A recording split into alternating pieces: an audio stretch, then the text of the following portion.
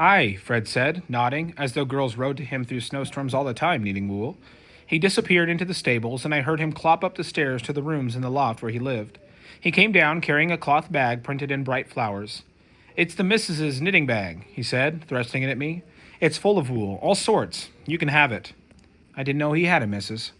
Aye, he said, in response to my unspoken question. She's been dead 5 years, was nurse to Miss Margaret and Master Jonathan, and before that to their mother and her brothers. I squashed the bulky bag beneath my jacket to keep it out of the snow. Butter tossed his head, restless, and I let him turn for home. Wait, Fred grabbed Butter's bridle. When someone gives you a present, he said with a gentle smile, you say thank you. Susan had taught me that, but I'd been so busy thinking about the wool the bag contained that I'd forgotten. Thank you, Fred, I said. Thank you very much. I wish I could say thank you to your missus, too. Ah, well, he shook his head. Happened she'd be glad I found her things a good home. You're very welcome, child. It was Thursday already, and Christmas was Monday, so I didn't have much time.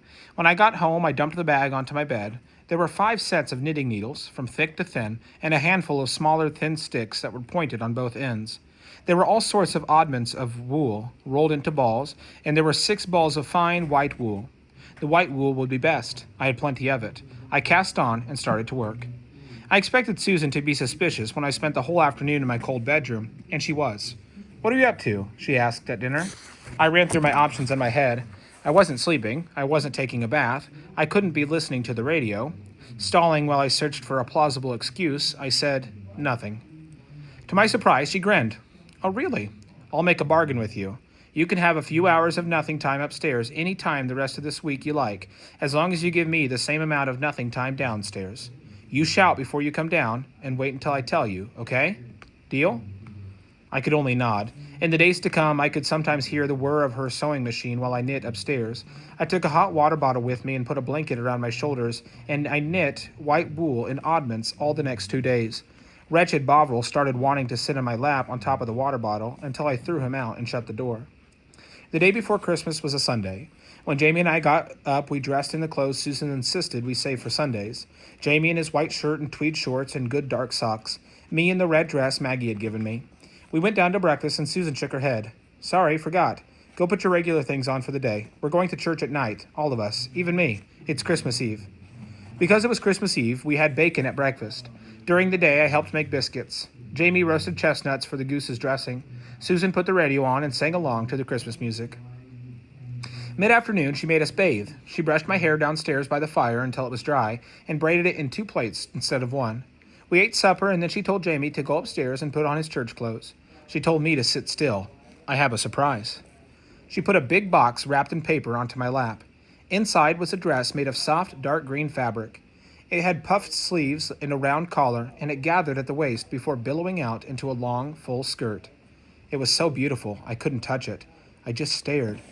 Come, Susan said. Let's see if it fits. I held perfectly still while she took off my sweater and blouse and settled the green dress over my head. Step out of your skirt, Susan said, and I did. She buttoned the dress and stepped back. There, she said, smiling, her eyes soft and warm. It's perfect. Ada, you're beautiful. She was lying. She was lying, and I couldn't bear it. I heard Mam's voice shrieking in my head. You ugly piece of rubbish, filth and trash. No one wants you with that ugly foot. My hands started to shake. Rubbish, filth, trash. I could wear Maggie's discards or plain clothes from the shops, but not this beautiful dress. I could listen to Susan say she never wanted children all day long. I couldn't bear to hear her call me beautiful. What's the matter? Susan asked, perplexed. It's a Christmas present. I made it for you. Bottle green velvet, just like I said. Bottle green velvet. I can't wear this, I said.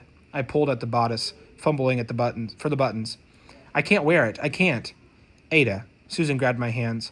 She pulled me to the sofa and set me down hard beside her, still restraining me. Ada, what would you say to Jamie if I gave him something nice and he said he couldn't have it? Think. What would you say? Tears were running down my face now. I started to panic. I fought Susan's grasp. I'm not Jamie, I said. I'm different. I've got the ugly foot. My throat closed over the word rubbish. Ada. I felt I could hardly hear Susan's voice. A scream built up from somewhere inside me, came roaring out in an ocean of sound.